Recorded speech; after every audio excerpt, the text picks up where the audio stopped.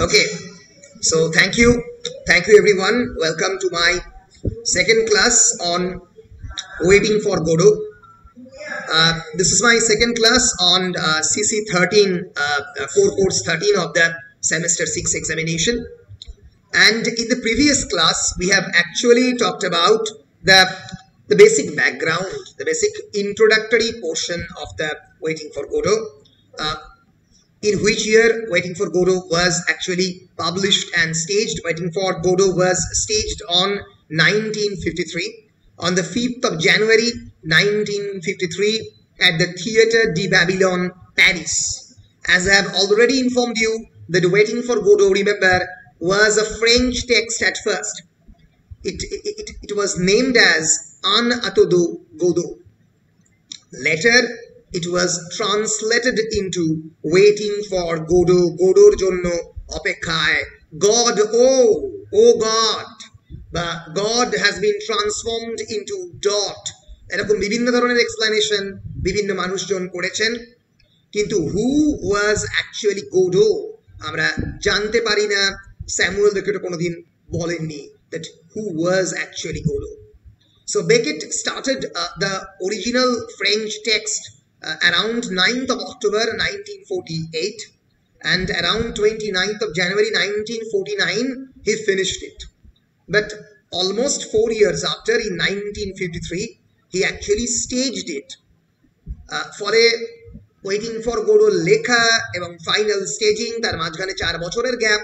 অনেকে মনে করেন যে এই 4 বছরের গ্যাপে Beckett was not actually sure that whether he will stage this particular theatre or not. He was really not extremely sure about this. So Beckett a particular theatre ke stage koren, and this theatre actually becomes a canonical theatre.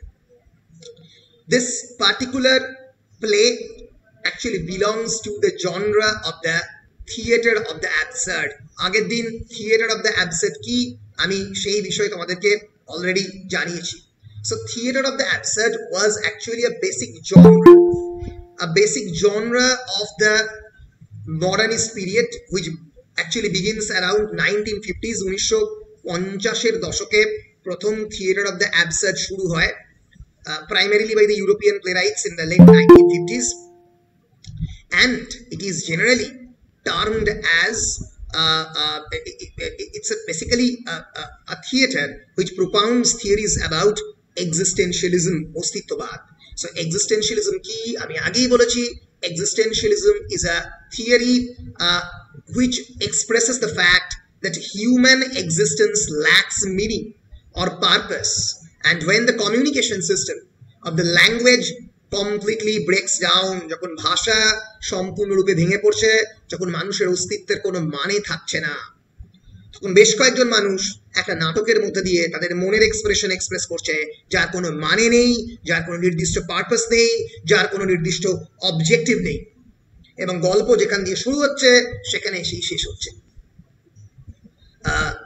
The structure of the plays is typically a round shape with the finishing point the same as the starting point. So logical construction, যে কোনো ধরনের argument, এই সব কিছুকে illogical বলছে এই ধরনের play. আমি এর কারণ অলরেডি আগের ক্লাসে বলেছি, because of the two world wars, দুটো বিশ্বযুদ্ধ মানুষের পারপাসলেসলি মানুষের প্রাণ কেড়ে নিয়েছে, and at the same time growing urbanization, the loss of the human value system, the loss of the ethical system, declaration of the very much skepticism. Nietzsche himself declared that the God is dead, ঈশ্বরের মৃত্যু ঘটেছে। ফলে এই যে একটা modernist সিভিলাইজেশনে ঈশ্বরের প্রতি এক ধরনের বৃতৃষ্ণা, মানুষের বিশ্বাস মানুষ করতে পারছে না কোনো নির্দিষ্ট জিনিসের প্রতি, কমপ্লিট পারপাসলেসনেস, এই জিনিসগুলো জন্ম দিচ্ছে থিয়েটার অফ দ্য অ্যাবসার্ডকে। ফলে থিয়েটার অফ দ্য অ্যাবসার্ডের জন্ম হচ্ছে এই 1950-এর দশকে। আমি আগের দিন বেশ কয়েকটা থিয়েটার অফ দ্য অ্যাবসার্ডের এক্সাম্পল দিয়েছিলাম। ফর এক্সাম্পল ইউজিন আয়োনেস্কোর বিখ্যাত play, this is Ionesco, Eugene Ionesco's famous play Rhinoceros, where the character Binaze at the end of the play is actually transformed into a rhinoceros. The rhinoceros পরিণত হচ্ছে। তাহলে বুঝতে পারছো প্লের মধ্যে যে মানে নিজস্ব লজিক্যাল স্ট্রাকচার সেটা ইটসেলফ নষ্ট হয়ে গেছে। একই রকম ভাবে আমি আগের দিন মিথ অফ দ্য সিসিফাসের কথা বলেছিলাম। সিসিফাসের মিথ, যেখানে Sisyphus was actually a Greek king who was condemned because of the cheating death. মৃত্যুকে চিট করার জন্য তাকে কন্ডেম করা হয়েছিল। What was his task of condemnation? He was cursed that he had to actually drag a huge stone through the mountain. একটা মাউন্টেনের মধ্যে স্টোনটাকে তাকে আস্তে আস্তে আস্তে আস্তে বয়ে নিয়ে যেতে হবে। Myth of the Sisyphus. Sir একটা কোশ্চেন ছিল একটা। বলো বলো বলো। আপনি যেটা যেটা যেটা আসলে এন অ্যাটেন্ডেন্ট গোডো যেটা আনাতো দো গোডো ইন দ্য ফ্রেঞ্চ। হ্যাঁ, ওটা পার্টিকুলার মানেটা কি while waiting for Godot? Yes, ওটার এক্সাক্ট যদি আমরা ট্রান্সলেশন করি তাহলে সেটা দেখা যাবে হোয়াইল ওয়েটিং ফর গোডো। একদম ঠিক বলেছো তুমি। কিন্তু বেকেট তো নিজের লেখা নিজেই ট্রান্সলেট করতেন। বেকেট নিজের ফ্রেঞ্চ লেখা নিজেই ইংলিশে ট্রান্সলেট করেন এবং তার নাম দেন ওয়েটিং ফর গোডো। সাধারণত প্রপার ট্রান্সলেশনের কোয়েশ্চেন আমরা নিজেরা প্রশ্ন তুলতে পারি যদি কোনো একটা ট্রান্সলেটার ট্রান্সলেট করেন। কিন্তু বেকেট যেখানে here the author is himself the translator, এর ফলে আমরা কোনো প্রশ্ন তুলতে পারি না, কারণ বেকেটের নিজস্বই নিশ্চয় কোনো একটা পারপাস ছিল এই হোয়াইলটাকে বাদ দেওয়ার জন্য। অনেকে বলেন যে why he actually eliminated while because he actually wants to eliminate the sense of the time from waiting এর একে তো ওয়েটিং এর মধ্যে সেন্স অফ টাইম রয়েছে, ওয়েটিং ফর গোডো। আর হোয়াইল যে মুহূর্তে দিচ্ছি আমরা কিন্তু একটা পারপাস দিচ্ছি, কোনো একটা কারণে গোডোর জন্য অপেক্ষা করছি, তার জন্য হোয়াইল সেই সময়টা গোডোর জন্য অপেক্ষা করার সময় সেইটাকে পুরো বাদ দিয়ে দিলেন বেকেট, দিয়ে বললেন ওয়েটিং ফর গোডো। কেন অপেক্ষা করছে, কি জন্য অপেক্ষা করছে, কোনো রিজন, কোনো লজিক্যাল কনস্ট্রাকশন নেই। আরো বেশি একটা ইললজিক্যাল স্ট্রাকচারের দিকে নিয়ে চলে গেলেন গোটা নাটকটাকে। পরিষ্কার জাভেদ? বেশ বেশ বেশ, তাহলে আমরা কন্টিনিউ করছি। তো এইরকম একটা সিচুয়েশন যেখানে মিথ অফ সিসিফাসকে নিয়ে লেখা হচ্ছে, এই কনটেক্সটে কিন্তু মানুষের এক্সিস্টেন্সকে সিসিফাস বলে মনে করা হচ্ছে। এবং আমি অলরেডি আগের দিনকে বেশ কয়েকজন এক্সিস্টেন্সিয়ালিস্টে তোমাদেরকে দেখিয়েছি, জা পল সার্ট বলো, অ্যালবিয়ার কামু বলো, ফ্রেডরিশ নিটশে, সরেন কিরকেগার্ড, যারা কিন্তু লাইফের এই পারপাসলেসনেসকে তারা স্বীকার করে নিয়েছেন। তারা বিশ্বাস করছিলেন যে সত্যি লাইফে কোনো প্রপার পারপাস নেই এবং সম্ভব নয়। তো এই যে একটা পারপাসলেসনেসকে রেকগনাইজ করা, এই যে অ্যাবসলিউট হিউম্যান পারপাসলেসনেস, এইখান থেকে অ্যাবসার্ডিস্টের জন্ম। আমি সেটা তোমাদের আগের দিন বলেছিলাম। সো যদি আমরা, তোমরা স্ক্রিনের মধ্যে দেখতে পাচ্ছ, যদি আমরা একটা অ্যাবসার্ড আমার ডেফিনেশনের দিকে যাই তাহলে বলতে হবে, তোমাদের পরীক্ষা কিন্তু প্রশ্ন করে waiting for Godot as an absurd drama. So absurd drama আমি প্রশ্নগুলো কি পরে আলাদা করে আলোচনা করব। তো absurd drama is a drama which takes the form of the man's reaction to a world apparently without meaning, or man as a puppet. Man as a puppet মানে যাকে যেরকম ভাবে পুতুলের মতো, যেরকম ভাবে নাচানো হয় নাচে। মানে বুঝতে পারছো, মানুষের যে নিজস্ব কোনো এজেন্সি নেই, নিজস্ব কোনো পাওয়ার নেই, যেটা মানুষ মনে করে এই পৃথিবীতে he is a very powerful being. দুটো ওয়ার্ল্ড ওয়ারের পরে মানুষের যে কোনো পাওয়ার নেই, ক্ষমতা নেই, এই এরকম একটা জায়গাতে সাহিত্যিকরা এই ভাবনা চিন্তায় পৌঁছচ্ছে। It tells the reaction of the people without destination and direction. Waiting for Godot যে দুজন চরিত্র, two vagabonds, two tramps, আমরা দেখব একটু পরে, Vladimir and Estragon. They are people without any destination. এমন মানুষ যাদের কোনো ডেস্টিনেশন নেই, কোনো গন্তব্যে পৌঁছবার জায়গা নেই। People without any direction, কোনো নির্দিষ্ট জায়গায় পৌঁছানোর কোনো দায়িত্ব নেই। আমরা অনিয়ন দত্তের একটা গান শুনেছি, নেই যেখানে ভবিষ্যতের ভাবনা, নেই কোনো সম্পর্কের দাবি দেওয়া, মানে কোনো ধরনের ডিমান্ড নেই সোসাইটির প্রতি, কোথায় পৌঁছবে তারা জানে না, নেই কোনো চাওয়া পাওয়া। এই মানুষরা বেরিয়ে পড়েছে এবং তাদেরকে আমরা হঠাৎ করে স্টেজের মধ্যে প্রথমবার এনকাউন্টার করছি এবং দেখে অবাক হচ্ছি, বাবা এরকমও ধরনের নাটক লেখা হতে পারে। It exists because of a philosophy that human is nothing and he will dead someday. মানুষরা কেউ নয়, একদিন মানুষের জন্ম হবে, একদিন মানুষের মৃত্যু ঘটবে। ফলে যদি অ্যাবসার্ড ড্রামার আমরা হিস্ট্রিটাকে ট্রেস করি, কি কি পয়েন্ট আমরা পাবো?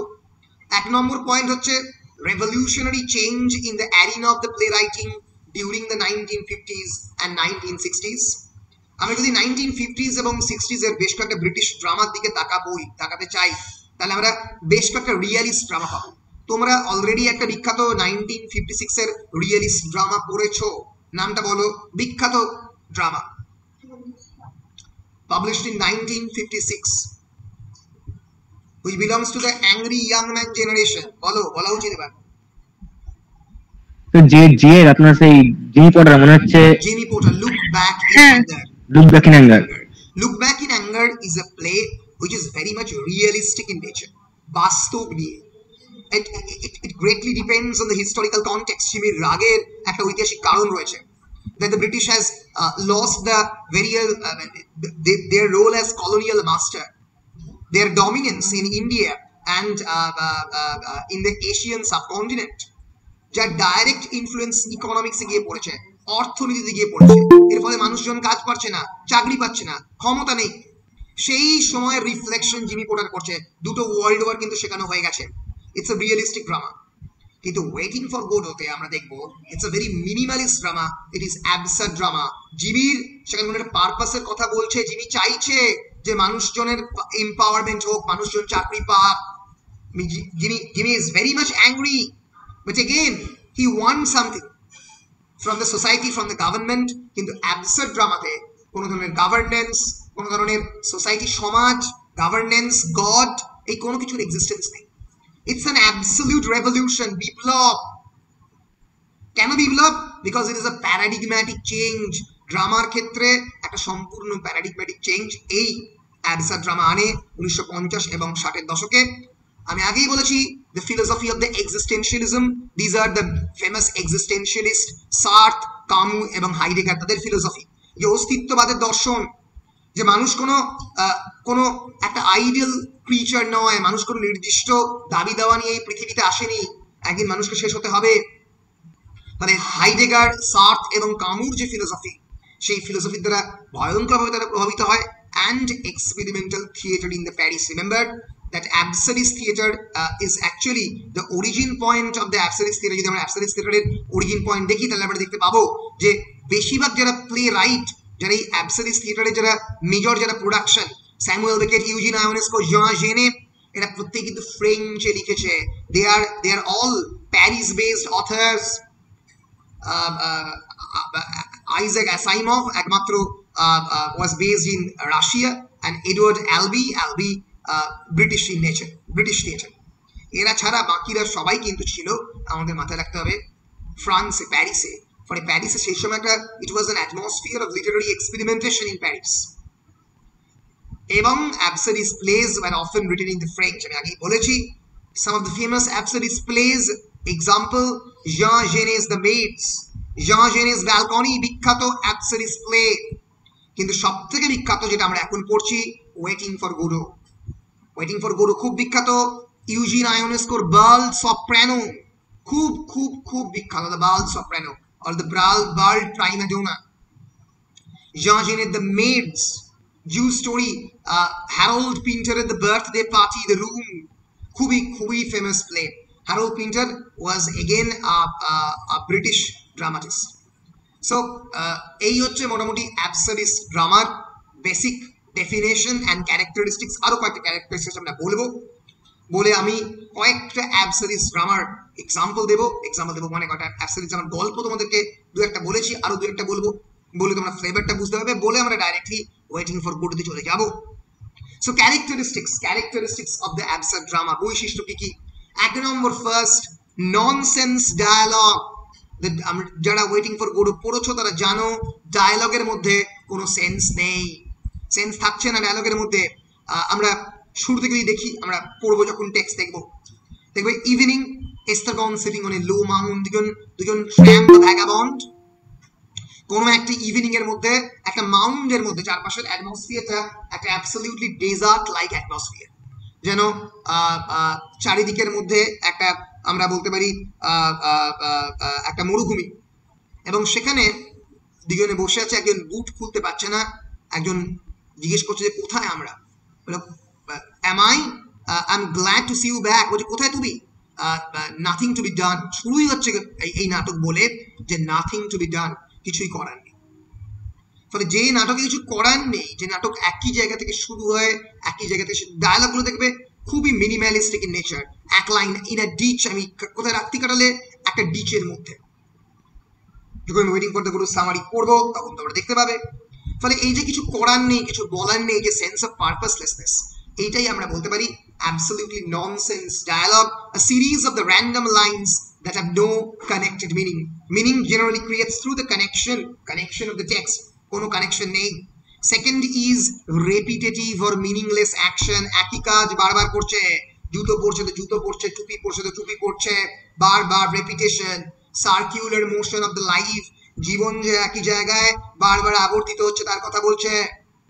নন রিয়েলিস্টিক অর ইম্পসিবল প্লট, যে প্লটের কোনো সম্ভাব্যতা নেই, এটা কোনোদিন বাস্তবায়িত হবে না, অবাস্তব প্লট।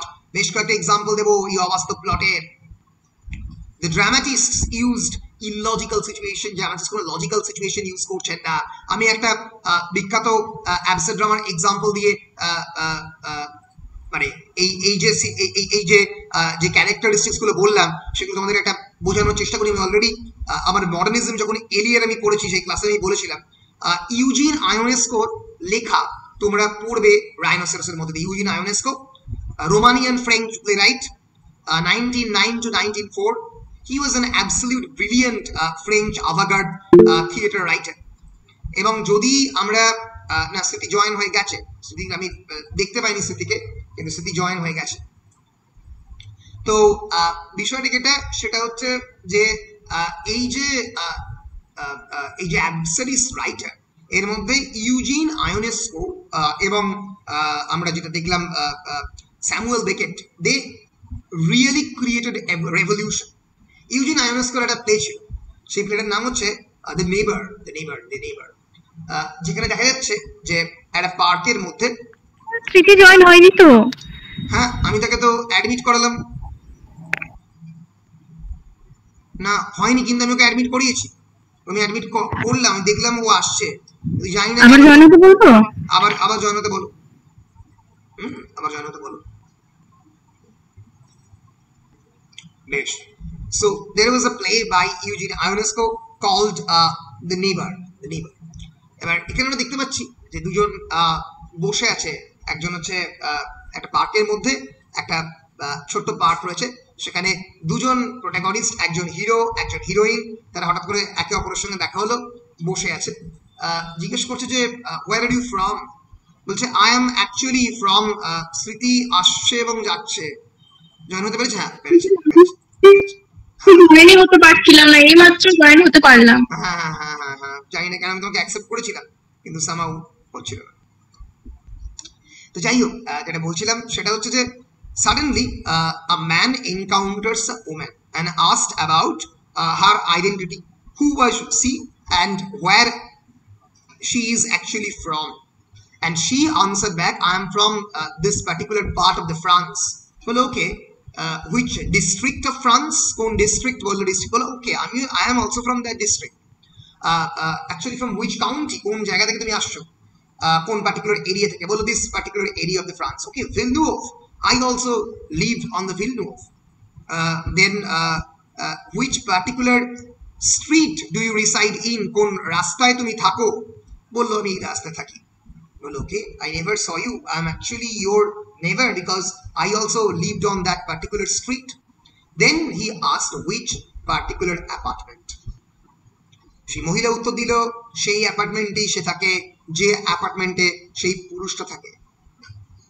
এরপরে পুরুষ জিজ্ঞেস করলো তাকে যে কত নম্বর রুমে থাকো।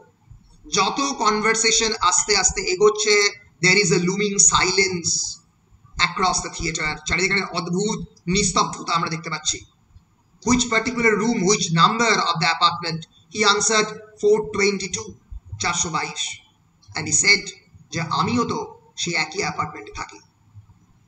এই পার্টিকুলার কনভারসেশন বা ডায়ালগ যখন চলছে, একই সময় আমরা স্টেজের মধ্যে একটা বিরাট বড় পা, হিউজ ফিট, একটা ফিটের গ্রোথ আমরা দেখতে পাচ্ছি, পাটা আস্তে আস্তে ফুলছে। তো যদি তোমরা জিজ্ঞেস করো যে নাটকের মঞ্চে কেমন করে পা ফোলানো হয়, সেই সময় অ্যাকচুয়াল একটা ফিটকে একটা একটা রাবারের ফিটকে আনা হয়েছিল বেলুনের মতো, যাকে আস্তে আস্তে আস্তে আস্তে করে পাম্প করে করে ফোলানো হয়েছিল।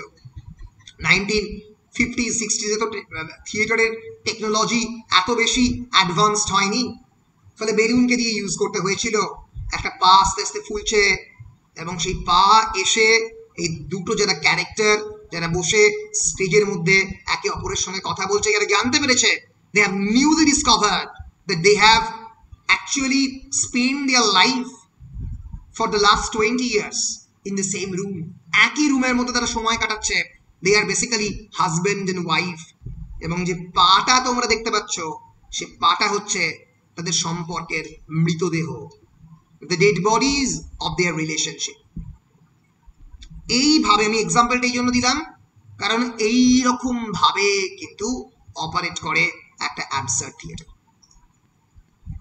একটা বিখ্যাত প্লে রয়েছে ইউজিন আয়োনেস্কোর কল্ড দ্য প্রফেসর।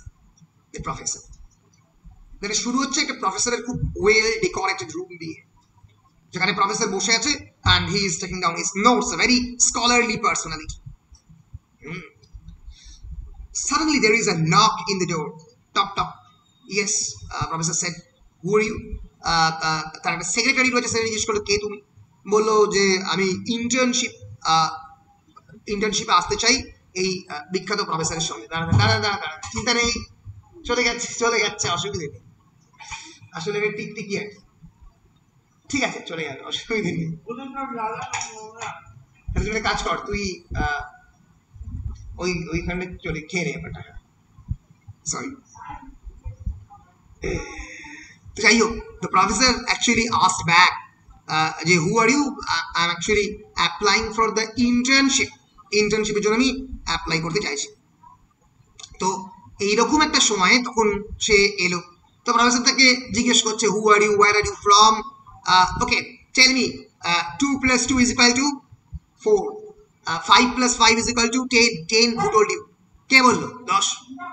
তোমাকে কে বলেছে 5 + + = 10? বলছে yes I know, it's an objective truth, it is mathematics। বলছে না এটা নয়, তুমি ভুল বলছো, ঠিক বলছো না। বলছে no, I am talking say। Professor সেই মুহূর্তে তার কেমিস্ট্রির যে বিভিন্ন বোতলগুলো আছে একটা খুললো এবং সেই যে মহিলা যে ইন্টার্ন তার গলার মধ্যে চালিয়ে তাকে খুন করলো, মার্ডার করলো। She was dead. এবং প্রফেসর তার সেক্রেটারিকে বললো এই ডেড বডিটা সরিয়ে নাও। Suddenly there is a knock in the door. আর একটা নক হলো, আরেকজন এসছে। বললো কিসের জন্য? বললো ইন্টার্নশিপের জন্য এসছে। ওখানে প্লেটা শেষ হলো। ফলে this is absurd drama, a complete absence of logic and reason, যেখানে লজিক রিজন নেই, থাকতে পারে না। আগের দিন বলেছি ইউজিন আয়োনেস্কোর রাইনোসেরস। বিভিন্ন নাটকের শুরুর দিকে শোনা যাচ্ছে that there is the existence of the rhinoceros in various parts of the cities. Many people have seen rhinoceros. The only character who have never seen rhinoceros is actually Birage, the central protagonist of this play. Birage দেখেনি রাইনোসেরসকে। আস্তে আস্তে আমরা দেখবো গোটা play জুড়ে সমস্ত character রাইনোসেরসে transform হচ্ছে, পরিণত হচ্ছে, তাদের গা সবুজ হয়ে যাচ্ছে এবং মাথার মধ্যে একটা শিং গজাচ্ছে। আমি রাইনোসেরাসের কাভার ফটো আমি আগের দিন তোমাদেরকে দেখিয়েছিলাম, তোমাদের সিলেবাসের মধ্যে রাইনোসেরাস রয়েছে নন ডিটেইলড টেক্সট হিসেবে, এই সেমিস্টারই রয়েছে ইউজিন আয়োনেস্কোর রাইনোসেরাস। ফলে এই যে দিস ইজ গন্ডার, বাংলা এটাকে ইনফ্যাক্ট গন্ডার বলে ট্রান্সলেট করা হয়েছিল। এই যে কোট পরা একটা মানুষ যেন গন্ডার হয়ে যাচ্ছে। এবং এটা শেষ হচ্ছে এইটা বলে যে এই গল্পের যে সেন্ট্রাল প্রোটাগনিস্ট বিরাজে, তার মাথার মধ্যে একটা শিং গজাচ্ছে। He is being transformed into rhinoceros and seeing his own horn in the mirror. আয়নায় নিজের হর্নটাকে দেখে সে বলছে আমি রাইনোসেরাসে ট্রান্সফর্ম হব না, I will not transform myself into rhinoceros. New saying no, না, নিউ হচ্ছে is a French word, it means no, protest, resistance, প্রতিরোধ করা, আমি হব না। Because rhinoceros, what is rhinoceros? Rhinoceros actually আমরা বলি না গন্ডারের চামড়া।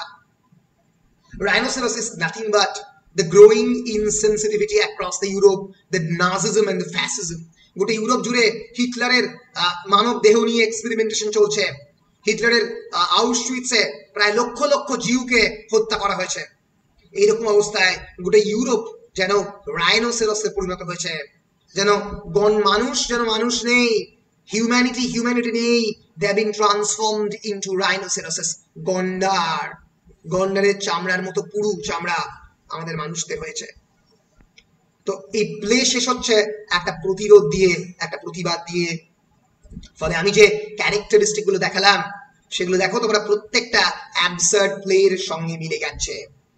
আমি জন্যই বলছি কারণ absurd waiting for Godot as an absurd drama তোমাদের কোয়েশ্চেন করে পরীক্ষায়। ফলে অ্যাবসার্ড ড্রামার যেগুলো ক্যারেক্টারিস্টিক্স এবং ডেফিনেশন, যেটা ডেফিনেশন অ্যান্ড ক্যারেক্টারিস্টিক্স এইগুলো বলে তোমাদেরকে ওয়েটিং ফর গোডোতে কোন পার্টিকুলার ক্যারেক্টারিস্টিক্স গুলো কিভাবে আছে সেগুলো টেক্সচুয়াল ডায়ালগ দিয়ে টেক্সচুয়ালি প্রুভ করতে হবে। প্রত্যেকটা ফিচার, প্রত্যেকটা ক্যারেক্টারিস্টিক্স ওয়েটিং ফর গোডোর মধ্যে রয়েছে। Nonsense dialogue, series of random lines that have no connected meaning. The language is completely breaking down. The communication is no more language, is no more a mode of the communication, but a mode of deception. লুকোচুরির খেলা। You wear your mask so well that your mask becoming your face. তুমি তোমার মুখোশটাকে এত ভালো করে পরেছো যেন তোমার মুখোশটাই মুখ হয়ে গেছে। Repetitive or meaningless action, non-realistic and impossible plot. এটাকে বললাম যে প্লট গুলো বাস্তবে সম্ভব নয়। বাস্তবে এভাবে একজন পুরুষ এবং নারী যদি একই ফ্ল্যাটে 20 বছর থাকে তাদের একে অপরকে চিনতে না পারা সম্ভব নয়। কিন্তু অ্যাবসার্ড ড্রামাকে স্পিরিটটা দিয়ে পড়তে হবে। অ্যাবসার্ড ড্রামা যে স্পিরিট, তার যে ভিতরের যে গল্প বলার যে ধরনটা, তাকে দিয়ে পড়তে হবে। এটা মানব সভ্যতার যে একটা পার্টিকুলার সিচুয়েশন, সেই সিচুয়েশনটা সে বলার চেষ্টা করছে। The dramatist used illogical situation. সত্যি একজন মানুষ একটা গন্ডারে পরিণত হতে পারে না, তোমরা কেউ গন্ডারে পরিণত হবে না। Here Gondar or rhinoceros is merely a metaphor. It's a metaphor, it's a symbol, it's an allegory, একটা রূপক। কিসের রূপক? Growing insensitivity রূপক। একই রকম ভাবে আনকনভেনশনাল ডায়ালগ কখনো কনভেনশনাল নয়। এই একটা কথা বলছে, তার পরের কথার সঙ্গে এই কথার কোনো মিল নেই, দূরত্ব। and of course minimal plots to express the apparent absurdity of the human existence. আমি বেকেটের একটা বিখ্যাত নাটক তোমাদেরকে কথা বলতে চাই। বেকেটের বিখ্যাত নাটক রয়েছে অ্যাক্ট উইদাউট ওয়ার্ডস। তোমরা এই নাটকটা আমি যদি পারি, বেকেট ইন ফিল্মস বলে একটা সিরিজ রয়েছে যেখান থেকে আমি খানিকটা অবশ্যই অংশ তোমাদেরকে দেখাবো। অ্যাক্ট উইদাউট ওয়ার্ডস, সেখানে তোমরা দেখবে যে বেকেটের গল্পের মধ্যে কিন্তু খুব মিনিমাল ক্যারেক্টার প্রায় নেই, চরিত্র নেই। স্টেজটা অ্যাবসলিউটলি মিনিমাল, মানে প্রায় কিছু বলতে গেলে মানে পারলে সবকিছুকে বাদ দিয়ে দেয়। সো এই act without words, it's a short play by Samuel Beckett. It's a very short play, it's a 20 মিনিটের প্লে যেখানে action takes place in a desert illuminated by dazzling lights.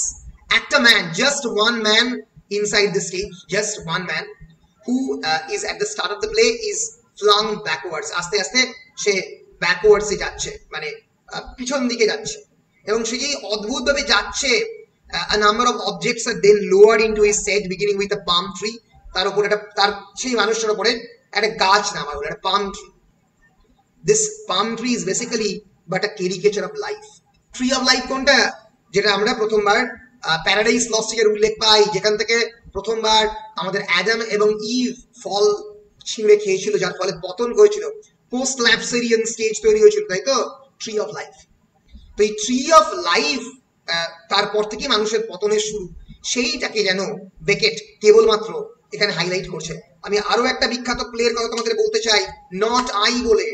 তোমরা মানে এই স্পিরিটটা বুঝতে পারো স্যামুয়েল বেকেটের রাইটিং এ। তোমরা নাটকের মধ্যে কি দেখো? নাটকের মধ্যে চরিত্র দেখো, নাটকের মধ্যে অন্য কিছু দেখো। এই নট আই প্লে আমি ইউটিউবে দেখাচ্ছি, আমি জানি না কপিরাইট খাবো কিনা, খেতে পারি, খেলে এই পার্টিকুলার অংশটাকে বাদ দিয়ে দেবো ভিডিও থেকে। তো not I season of the works of Samuel Beckett. Sir বলছিলাম ওই যে হাজবেন্ড ওয়াইফের গল্পটা বললেন না, ওটা কোন নাটকে? ওটা হচ্ছে দ্য নেভার। ওটা আমি আমাদের হ্যাঁ আগেও বলেছিলেন ক্লাসেই কোনো বলেছিলাম, একটা টাইমে টিএস এলিয়টের পোয়েম পড়াতে গিয়ে, প্রুফ অফ পড়াতে গিয়ে বলেছিলাম। কারণ ওটা তো মডার্নিজমের কনটেক্সটে। এই দেখো এই বিখ্যাত প্লেটা জুড়ে তোমরা দেখবে, এই যে এখান থেকে প্লেটা মোটামুটি শুরু হচ্ছে, দেখো গোটা প্লে জুড়ে যদি তুমি একটু ভালো করে দেখো, not I, directed by Samuel Beckett, কোনো চরিত্র নেই, খালি মুখের ব্ল্যাবারি, আর কিছু নয়, কোনো শব্দ নেই, কিছু নেই, কোনো সাউন্ড নেই, nothing. No, out into this world, tiny little thing before its time in a godfather. What? Girl, yes, tiny little girl into this. Exactly, insentient, for she could stay. গোটা প্লে জুড়ে আর কিছু নেই, একটু sound louder, Hanging on its words, so the doctor she had. তাহলে বুঝতে পারছো বেকেটের নাটক কিন্তু এইভাবে অপারেট করে। অ্যাক্ট উইদাউট ওয়ার্ডস 2 বলে একটা নাটক আছে, যেখানে আমরা দেখবো যে একটা স্টেজের মধ্যে একটা বস্তা পড়ে আছে, সেই বস্তাটাকে কিছুটা খুঁচাচ্ছে এবং তারপরে বস্তাটা আস্তে আস্তে উঠে দাঁড়াবার চেষ্টা করছে, কিন্তু উঠে দাঁড়াতে পারছে না। গোটাই অ্যাক্ট উইদাউট ওয়ার্ডস 2 জুড়ে এই ঘটনাটা করছে। এই যে অ্যাক্ট উইদাউট ওয়ার্ডস 2, ইয়েস, এই যে বস্তা, এই বস্তা পড়ে আছে, একটা হাত বেরোবে, একটা মানুষ এখান থেকে বেরোবে বস্তা থেকে, চলে গেল। ফলে ইটস অ্যান অ্যাবসলিউট কেওস। এই কেওসের মধ্যে কে কোথায় আছে, মানে এই পৃথিবীতে কোনো লজিক্যাল জিনিস হয় না, অ্যাক্ট উইদাউট ওয়ার্ডস। সেই কথাই কিন্তু বোঝাতে চাইছেন স্যামুয়েল বেকেট এবং অন্যান্য নাট্যকাররা, যাদের কথা আমরা এতক্ষণ দেখার চেষ্টা করলাম। Minimal plots to express the apparent অ্যাবসার্ডিটি of the human existence. ফলে ট্র্যাডিশনাল থিয়েটার, যেটা তোমরা এতদিন যেটা পড়েছো, যে নাটক, বিভিন্ন ধরনের নাটক পড়ে এলে, সেটা ম্যাকবেথই বলো, বা ফর এক্সাম্পল বলো বিখ্যাত নাটকটা তো যেটা তোমরা পড়লে জিমি পোরটকে নিয়ে, আরে ভুলে গেলাম, লুক ব্যাক ইন অ্যাঙ্গার। এগুলো প্রত্যেকটাতেই একটা প্লট রয়েছে, চরিত্র আছে, প্রপার স্ট্রাকচার রয়েছে। ওয়েটিং ফর গোডোতে এসব কিছুই নেই, এগুলো ভেঙে পড়ছে। কারণ বেকেট বোঝাতে চাইছেন এই সময়ে দাঁড়িয়ে, যেখানে গোটা পৃথিবীটা একটা মৃত্যু উপত্যকায় পরিণত হয়েছে, যেখানে মৃত্যুই মানুষের আলটিমেট ডেস্টিনি, মানুষের জীবনের কোনো মূল্য নেই, সেই জায়গায় দাঁড়িয়ে বেকেট বলার চেষ্টা করছেন যে এখানে মানুষের মূল্য, জীবনের কোনো আলাদা করে কোনো মূল্য নেই। যেখানে traditional theatre is well written drama, we have well observed characters. In the case of the absurd theater, the characters in an absurd play are hardly recognizable human beings. কাউকে মানুষ বলে মনে নাও হতে পারে, কেউ ট্র্যাম্প, কেউ ভবঘুরে, কেউ ম্যাডম্যান, কেউ প্যারানর্মাল ক্রিচার, কেউ ক্রিচার নয়, কেউ সাব হিউম্যান ক্রিচার, কাউকে দেখে মানুষ বলে মনে হচ্ছে না, 4 পায়ে হাঁটছে। আমরা যখন এই নভেলের এই ড্রামার লাকি এবং পোজো, এই দুটো চরিত্রকে দেখবো, আমরা বুঝতে পারবো Pozzo is an absolutely subhuman character, মানুষ নয়। এখানে কনভিনসিংলি মোটিভেটেড ক্যারেক্টার আছে, মোটিভেশন আছে, এখানে কোনো মোটিভেশন নেই ক্যারেক্টারদের। ট্র্যাডিশনাল ড্রামাতে entertainment in the traditional plays is mainly through the witty and the logical built of dialogue. The dialogue as meaningless babble, disjointed, meaningless, repetitious in an absurd drama. Absurd drama te kono dialogue hoy na, disjointed, absolutely fragmented, meaningless, repetitious dialogue. Language is breaking down. In the traditional drama, there is a beginning, middle, and an neatly pointed out end. In an absurd drama, it starts an arbitrary point. Waiting for kote dekhbo hotat kore চালু হয়ে যাচ্ছে, চারপাশে কিছু নেই, একটা মরুভূমির মধ্যে দুজন ট্র্যাম্প এসে একে অপরকে এনকাউন্টার করল। Traditional drama tells a story or deal with an intellectual problem, কোন একটা প্রবলেম নিয়ে ট্র্যাডিশনাল ড্রামায় ডিল করে। In case of the Macbeth, it is definitely the issue of the hereditary ancestry or hereditary dynasty, যেটাকে primogeniture বলা হয়, যে সত্যি একটা ডাইনাস্টি বা একটা সাম্রাজ্যের কে মালিক হবে, যে রাজা, যে কিং, তার ছেলে সে, নাকি একজন সত্যিকারের এফিশিয়েন্ট কিং, যেটা Macbeth was a very efficient general, the head of the Cawdor, সে হবে, নাকি একজন কম এফিশিয়েন্ট রাজা ম্যালকম বা ডোনাল্ড মতো ক্যারেক্টার হবে, সেই প্রশ্ন ম্যাকবেথ তুলছে। সেম একইভাবে for example in Look Back in Anger, Jimmy Porter প্রশ্ন তুলছে এই অ্যাবসলিউটলি একটা ইকোনমিক টার্ন ডাউনের মধ্যে দিয়ে যাওয়া গ্রেট ব্রিটেনে কেউ চাকরি বাকরি পাবে নাকি পাবে না? জিমির anger justified? We can find actually a logical justifiable cause behind the purpose of the play. Waiting for Godot, act without words, rhinoceros, তোমাদের বললাম প্রফেসর, এই প্লে গুলোর মধ্যে তোমরা কোনো পারপাস পাবে না, কারণ মানব জীবন থেকে এই ড্রামাটিস্টরা বিশ্বাস করছেন যে পারপাস, মিনিং সিস্টেম এগুলো চলে গেছে, এগুলোর পেছনে খুঁজতে যাওয়াটা হচ্ছে অ্যাবসলিউটলি মিনিংলেস সিস্টেম, যেটা পরবর্তীকালে দেরিদা ফিলোসফিক্যালি বলছেন যে ল্যাঙ্গুয়েজ কোনো মিনিং ক্যারি করে না ডিকনস্ট্রাকশন নিয়ে বলতে গিয়ে। এই একই কথা সাহিত্যের দিক থেকে নাটকের মধ্যে দিয়ে এই ড্রামাটিস্টরা বলছে যে জীবনের মধ্যে কোনো মানে নেই, জীবন যে বেঁচে আছি এবং মৃত্যু এর মধ্যে ডিস্টেন্স রয়েছে, সেই মৃত্যু থেকে জীবনের মানে জীবন থেকে মৃত্যুর দিকে হেঁটে যাওয়া, এই ডিস্টেন্সটা অতিক্রম করাই একটা হচ্ছে মানুষের কাজ, এছাড়া কোনো ডেস্টিনি নেই, অ্যাবসলিউটলি মিনিংলেস, কোনো ডাইরেকশন নেই। আমি কি বোঝাতে পারছি অ্যাবসার্ড ড্রামার স্পিরিটটা? বলো। হ্যাঁ স্যার, বুঝতে পারছি। এই স্পিরিটটাই বোঝা দরকার।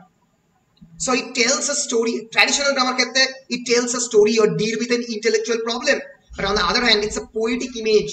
একটা কবিতার মতো ইমেজারি ক্রিয়েট করে, কিন্তু তার আলটিমেট কোনো কনক্লুশন, কোনো এন্ডিং, কোনো বিগিনিং হয় না। In a traditional drama, action is moving from the point A to the point B. There is a gradual unfolding of the events. প্রত্যেকটা ইভেন্টের একটা লজিক্যাল কনক্লুশন আছে, পরপর ইভেন্ট গুলো আসে, ক্রোনোলজিক্যালি আসে। ম্যাকবেথের মনের মধ্যে আস্তে আস্তে অ্যাম্বিশন দানা বাজছে। Macbeth has seen in the act 2 scene 2 the dagger scene, the floating dagger. Macbeth then murders King Duncan, and then there occurs Porter scene, and then Macbeth go on in murdering Banquo and the others. Then tomorrow creeps into this petty pace from the last syllable of the recorded time. Bole, life is full of sound and fury, signifying nothing. Life is full of sound and fury. It's a tale told by an idiot, full of sound and fury, signifying nothing. এই যে signifying nothing এর কথা Macbeth এত হাজার হাজার বছর আগে বলছে, সেটাই আমরা বলতে পারি অ্যান্টিসিপেট করছে অ্যাবসার্ড ড্রামাটিস্টরা 1950-এর দশকে এসে। সেজন্য এই ড্রামাতে কোনো gradual unfolding of the complex pattern নেই। The plot denies all notion of the logical or the realist development. প্লটের মধ্যে যে কোনো লজিক্যাল বা রিয়েলিস্ট ডেভেলপমেন্টকে ডিনাই করছে প্লটটা। প্লট বলছে সব কিছু লজিক বলে কিছু হয় না, শিখে তুলে রাখো। ফলে এইভাবে কিন্তু আমাদের অ্যাবসার্ড ড্রামাকে পড়তে হবে। In the traditional drama there is a final resolution, absurd plays lack clarity, কোনো পরিষ্কার কিছু হয় না। আমরা এদের কথা বলেছি, আর একবার জেনে রাখো ইন্ট্রোডাক্টরি প্যারাগ্রাফে যদি অ্যাবসার্ড ড্রামা নিয়ে লেখো, যদি কোয়েশ্চেন পড়ে waiting for Godot as an absurd drama, তখন Eugene who are the various exponents of the absurd dramatist? Eugene Ionesco, Samuel Beckett, Jean Genet, G N E T, Arthur Adamov, Harold Pinter, Tom Stoppard, Edward Albee, এদের কথা বলতে হবে। Tom স্টপার্ডের একটা বিখ্যাত play রয়েছে রোজেনক্রান্স and গিল্ডেনস্টার্ন at death. তোমরা কি জানো যে রোজেনক্রান্স এবং গিল্ডেনস্টার্ন কারা? রোজেনক্রান্স এবং গিল্ডেনস্টার্ন হচ্ছে হ্যামলেটের দুটো ছোট্ট চরিত্র, যাদেরকে পাঠিয়েছিল আঙ্কেল ক্লডিয়াস হ্যামলেট কোথায় সেটা জানার জন্য এবং হ্যামলেটকে হ্যামলেটকে মারার জন্য। এই রোজেনক্রান্স এবং গিল্ডেনস্টার্ন শেক্সপিয়ারের ড্রামাতে দুটো অত্যন্ত মাইনর ক্যারেক্টার।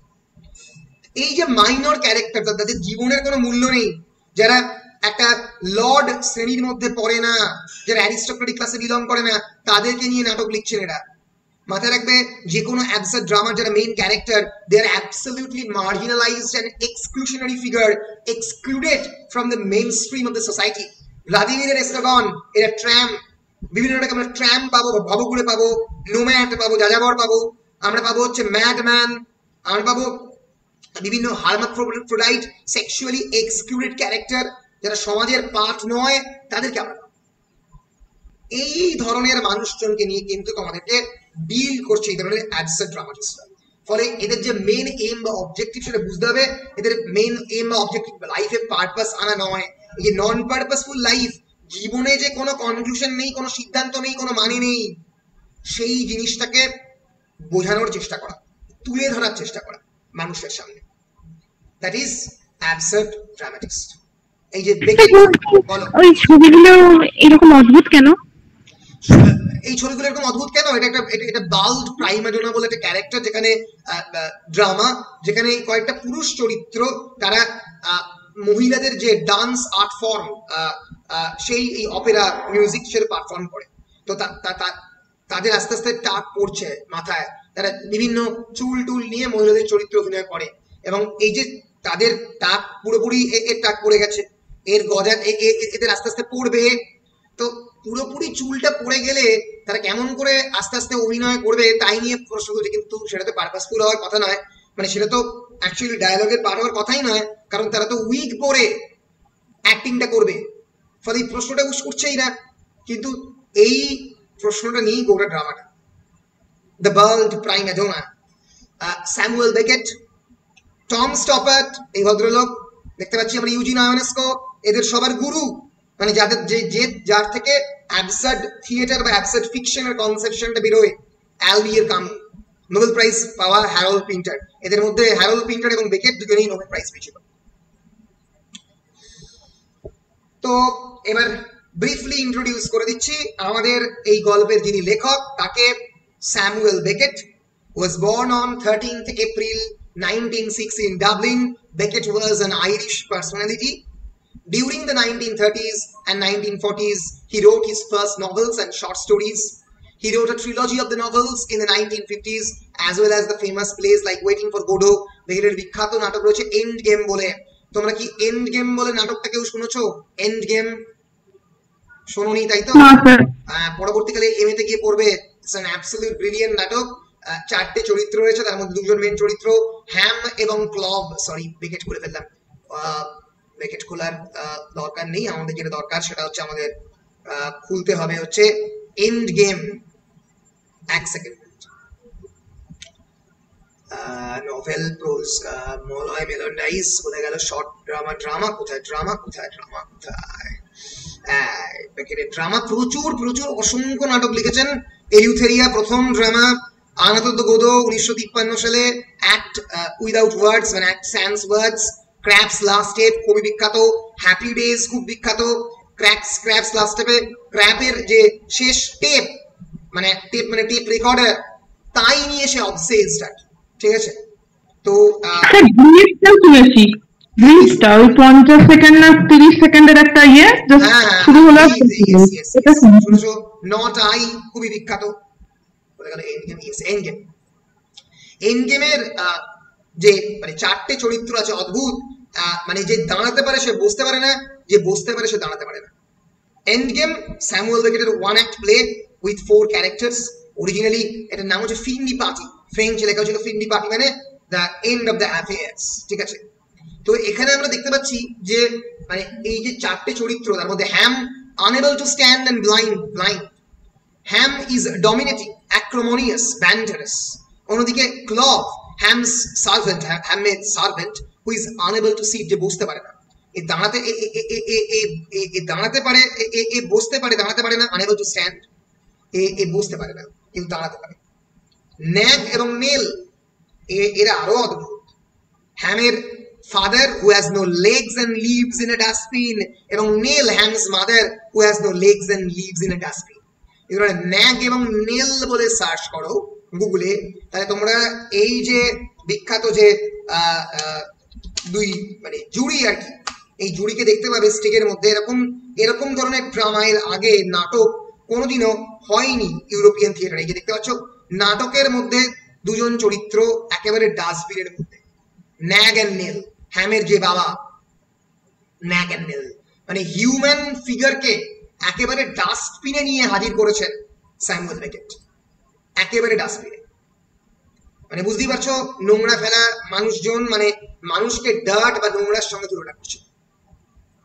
ফলে বেকেটের ড্রামা কিন্তু একেবারেই মানে অপটিমিস্টিক নয়, অ্যাবসলিউটলি একটা পেসিমিস্টিক অ্যাটমসফিয়ারের কথা বলে। বেকেট নিজেও খুব পেসিমিস্টিক মানুষ ছিল। তিনি মানে ওই সময়ে নাটকগুলো মানে জনপ্রিয়তা কেমন ছিল? খুবই জনপ্রিয় ছিল, ভয়ঙ্কর পপুলার ছিল।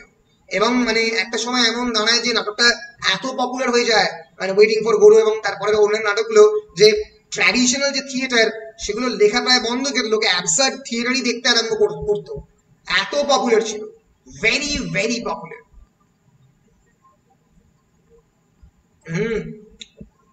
So Beckett born on 13th April 1906 থেকে 19 Beckett মারা গেছে যে বছর আমি জন্মাই 1918 এর আগের বছর 1988 এ মারা গেছেন। 1969 এ নোবেল প্রাইজ ফর লিটারেচার পেয়েছেন। তাকে যখন জিজ্ঞেস করে যে তার এক্সপ্রেশন অ্যাবাউট নোবেল প্রাইজ, তিনি কিছু বলেননি, বলে কোনো এক্সপ্রেশন নেই, কিছুই বলেনি, চুপ করে বসছিলেন গিয়ে ওখানে প্যারিসের একটা জায়গাতে।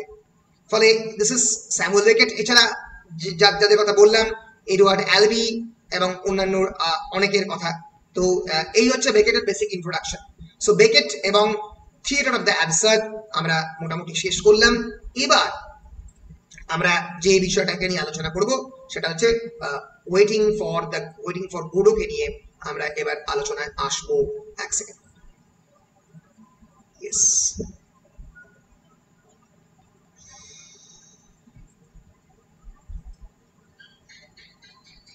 থিয়েটার অফ দ্য অ্যাবসার্ড নিয়ে আমরা মোটামুটি আলোচনা করেছি। আমরা বলেছি এই মিথ অফ দ্য সিসিফাসের কথা, এই যে আকাশের এই পাহাড়ের মধ্যে পাথর তোলার কথা, হ্যাঁ। এবং আমরা বিভিন্ন সময়ই বলতে পারি এই যে অ্যালবি এর কামুর বিখ্যাত quotation, what is called a reason for living is also an excellent reason for dying. মানে জীবনের বাঁচার জন্য যে কারণগুলো আছে, সেই কারণগুলো আমরা মৃত্যুর কারণ হিসেবে ধরতে পারি, যে মানে মৃত্যু বরণের উপায় হিসেবে ধরতে পারি, যে মানে যে কারণে বাঁচবো সেই কারণে মারা যেতেও পারি, কারণ কারণগুলো কোনো কারণই নয়। ঠিক আছে। এন্ড গেমে স্যামুয়েল বেকেট বলছেন যে the mode of the absurdist play is tragicomedy, মানে ট্র্যাজেডিও থাকবে আবার কমেডিও থাকবে। নাথিং, এই যে বিখ্যাত কথা, nothing is funnier than unhappiness. ভালো করে খেয়াল করো, দুঃখের মতো আনন্দের কোনো বস্তু নেই, দুঃখের মতো মজাদার কোনো বস্তু নেই। Nothing is funnier than unhappiness, it's the most comical thing in the world. গোটা পৃথিবীর মধ্যে সবচেয়ে হাস্যরসাত্মক বস্তু হচ্ছে unhappiness. Nothing is funnier than unhappiness. It is the most comical thing in the world. দুঃখ, যন্ত্রণা, কষ্টের মতো আনন্দের জিনিস কিছু নেই। তো এই যে অদ্ভুত কথা, এটা কোন ফিল্ম বলেছেন? এন্ডগেম ড্রামাতে স্যামুয়েল বেকেট বলছেন এন্ডগেমে হ্যাম বলে ক্যারেক্টার এটা বলছে, এটা ওয়েটিং ফর গোডো ডায়লগ নয়। কিন্তু তোমরা সাইট করতে পারো, অবশ্যই তোমরা ক্যারেক্টারিস্টিক স্টাডিজ মানে সাইট করতে পারো, মানে তোমরা কোটেশনটাকে লিখতে পারো। ফলে যে meaninglessness life, mechanical nature of the life, alien words, এইখান থেকে ল্যাক অফ দ্য প্লট, যে কথা বললাম কোনো প্লট নেই, বিগিনিং এন্ড নেই, এখান থেকে মানে ওয়েটিং ফর গোডোর জন্ম হচ্ছে। এবার আমরা যেটা করব সেটা হচ্ছে আমরা ডাইরেক্টলি ওয়েটিং ফর গোডোর একটু সামারির দিকে এবং ক্যারেক্টারের দিকে নজর রাখবো। প্রথমেই বলে রাখি, হ্যাঁ বলো বলো বলো স্যার। বলছি বাংলাতে তাহলে অ্যাবসার্ড ড্রামার কি এক্সাম্পল আছে? বাংলায় খুব ভালো প্রশ্ন করেছে গুরুদাস, বাংলায় অ্যাবসার্ড ড্রামার কোনো এক্সাম্পল আছে কিনা। আনফরচুনেটলি বাংলায় অ্যাবসার্ড ড্রামার কোনো এক্সাম্পল নেই, কিন্তু বাংলায় অ্যাবসার্ডিস্ট লিটারেচারের এক্সাম্পল রয়েছে। ফর এক্সাম্পল সুকুমার রায়, মেঘমুলুকের আবঝায়াতে তাল বেতালের খেয়াল সুরে গান ধরেছি কণ্ঠপুরে, হেথায় নিষেধ নেই রে বাধা, নাই রে নাইকো হিসেব নাইকো মানা। এই যে যদি কুমড়ো পটাশ কাঁদে, খবরদার খবরদার এসো না কেউ কাছে, উপুর হয়ে মাচায় শুয়ে লেপ কম্বল কাঁধে, বেহাল সুরে বলবে খালি রাধে কৃষ্ণ রাধে। এবার কুমড়ো পটাশ সিম্বল। হ্যাঁ স্মৃতি বলো। বলছি যে সত্যজিৎ রায়ের যে প্রফেসর শঙ্কুর ডায়েরি আছে, ওইটা তো এরকম টাইপেরই, কোনো মানে নেই। না, আমি এটার সঙ্গে একমত হলাম না, কারণ প্রফেসর শঙ্কুটা তো সায়েন্স ফিকশন, অ্যাবসার্ডিস্ট ড্রামা নয়। শঙ্কুর যে ধরনের চরিত্রের কথা বা যে ধরনের মানে মানে এক্সাম্পল কথা দিচ্ছে, পুরোটাই science fiction. Remember, professor Trilokeshwar শঙ্কু ওয়াজ আ গ্রেট ফেমাস প্রফেসর, যে সারা পৃথিবীতে ইনভাইটেড তার বিভিন্ন ইনভেনশনের জন্য। হি ওয়াজ বেসিক্যালি এন ইনভেন্টর। অনেকেই বলেন যে টমাস আলভা এডিসনের চরিত্রকে নকল করে শঙ্কুর চরিত্রকে বানিয়েছেন সত্যজিৎ। শঙ্কু অ্যানাইলিন পিস্তল এক মুহূর্তে কিভাবে চালাবে, অ্যানিহিলেট করে দেবে মানুষ। এবং শঙ্কুর গল্পের মধ্যে তো অ্যাবসার্ডিস্ট নেই, খুবই লজিক্যাল প্যাটার্ন।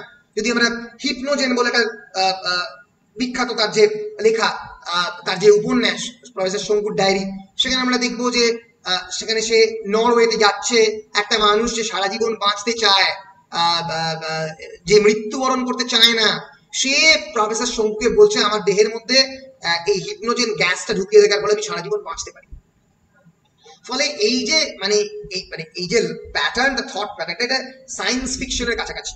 কিন্তু অ্যাবসার্ডিস্ট লিটারেচার বাংলায় একমাত্র এক্সাম্পল, লিটারেচার নট ড্রামা, তোমরা বলতে পারো সুকুমার রায়। কারণ সুকুমার রায় ইচ্ছে করে এই যে রিদমিক প্যাটার্নটাকে বা এইভাবে একটা অ্যাবসার্ডিস্ট স্ট্রাকচারকে ক্রিয়েট করেছে।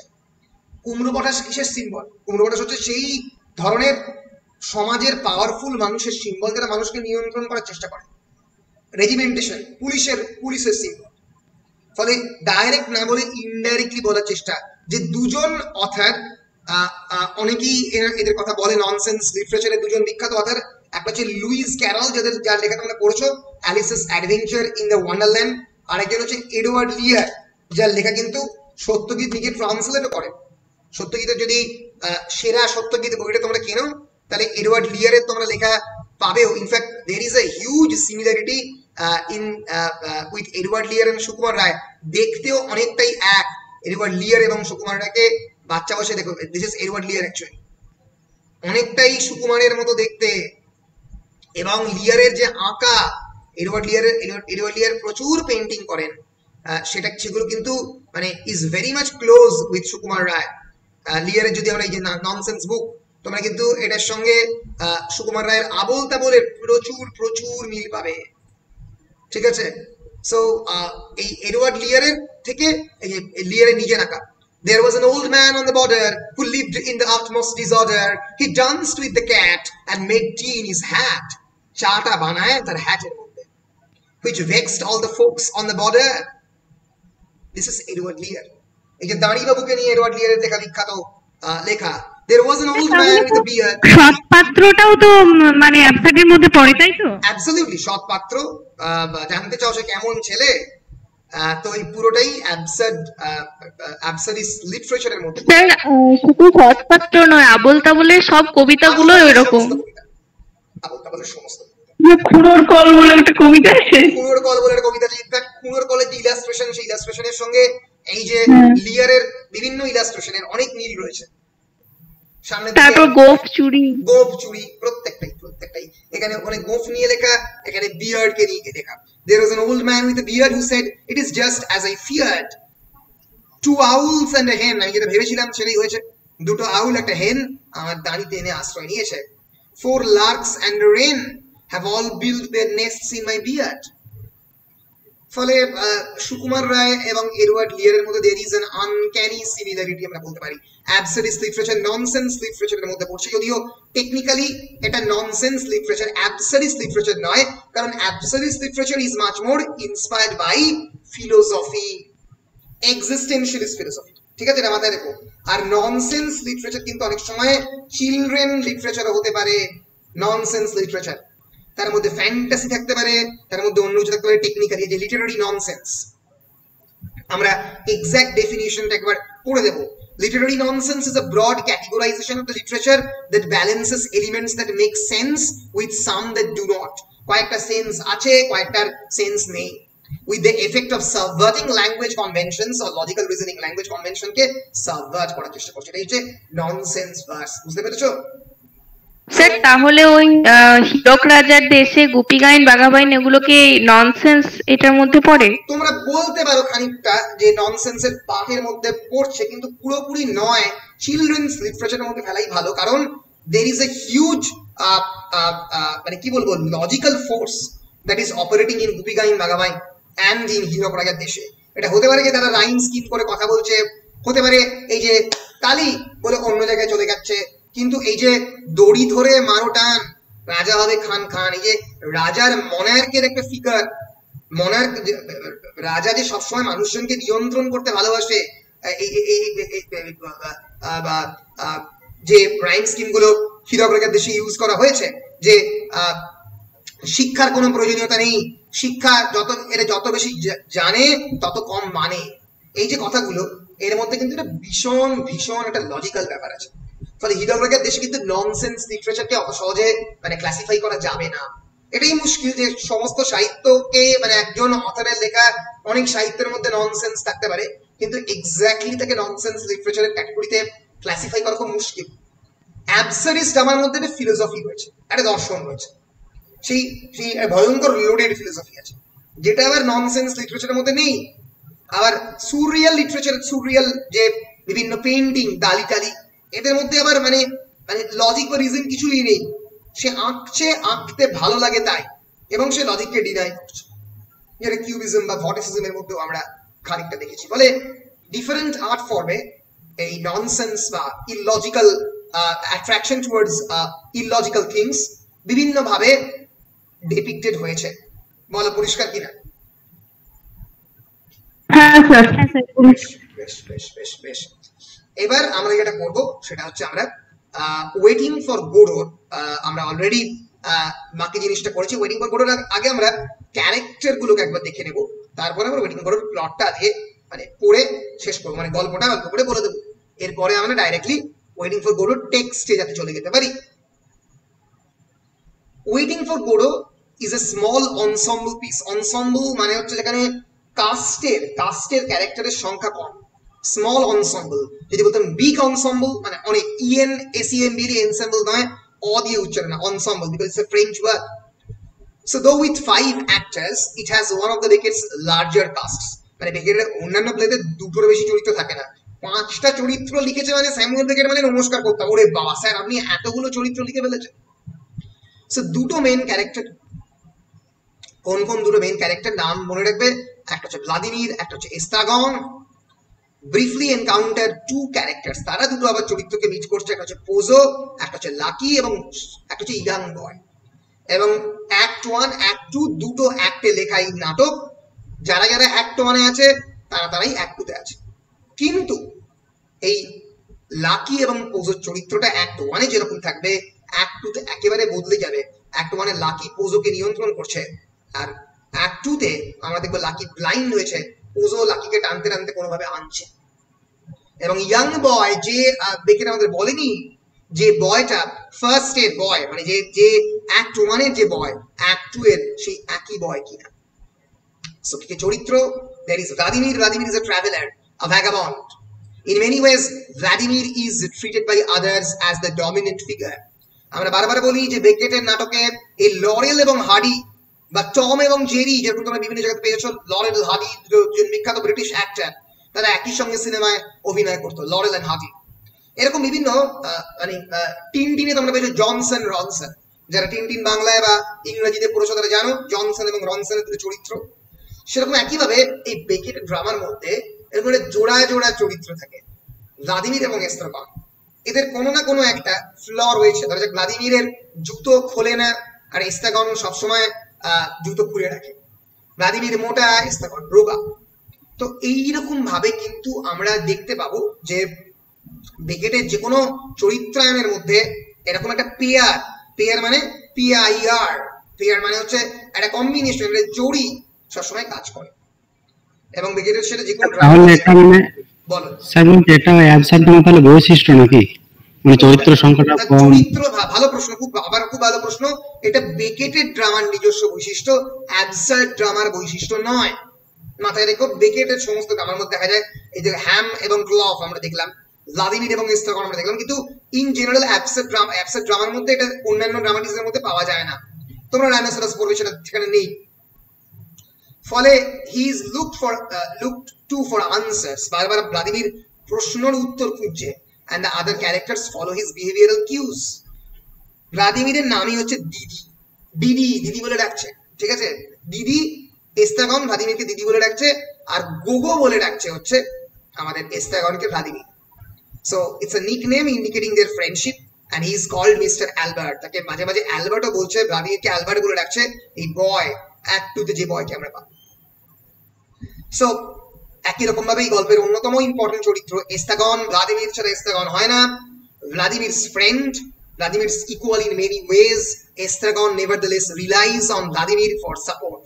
বারবার আমি এই যে বললাম লরেল হার্ডির মতো, হ্যাঁ, লরেল হার্ডি কারা একবার তোমাদের দেখিয়ে দিই, দেখলেই তোমাদের আসলে ভিজুয়াল ইমেজারি তো খুব ইম্পর্টেন্ট, চোখে দেখলে তোমরা রিলেট করতে পারবে। আমি বেকেট ইন ফিল্মস এইটা আমি তোমাদেরকে দেখাতে দেখাতে নাটকটা পড়াবো, আমার কাছে ডাউনলোড করা আছে, আমি পরের দিন দেখাবো, দেখাতে দেখাতে তোমাদেরকে পড়াবো। পড়ালে যেটা হবে, তোমরা ড্রামাটাকে ভিজুয়ালাইজ করতে পারবে যে কোথায় অ্যাকচুয়ালি মানে সেটিংটা হচ্ছে। This is Laurel and Hardy. দেখতে পাচ্ছ যারা সারা জীবন একই সঙ্গে অভিনয় করে গেছে। লরেল হার্ডি কিন্তু স্ল্যাপস্টিক কমেডিয়ান, চার্লি চ্যাপলিনের কন্টেম্পোরারি। বুঝতে পেরেছো? ওই একই সময় দুজন অভিনয় করছে, এইরকম চরিত্র কিন্তু ক্রিয়েট করতেন, বেকেট ভালোবাসতেন। Am I clear? বেশ। So Estragon, Vladimir's friend, Vladimir's equal in many ways. Estragon nevertheless relies on Vladimir for support. বারবার ভ্লাদিমিরের উপরে সাপোর্টের জন্য ডিপেন্ড করে। And he is especially forgetful, খালি ভুলে যায়। Needing constant reminding of the simple events of the day. বলে আচ্ছা কেন এখানে এসেছি, কি জন্য এলাম, আচ্ছা আমরা এই বিচের মধ্যে কেন শুয়েছিলাম, আগের দিন রাত্রেবেলাটা কোথায় কাটিয়েছি। He has a nickname too. Vladimir calls him Gogo. So Estragon is Gogo and Vladimir is Didi and Gogo. Vladimir and Estragon. Then there is Pozo, a bombastic personality. Pozo encounters Vladimir and Estragon while he is passing by their waiting spot. Pozo হচ্ছে master আর lucky হচ্ছে slave. আমি ভুল বলেছিলাম, আমি lucky পোজো একটু ঘুরিয়ে ফেলেছিলাম।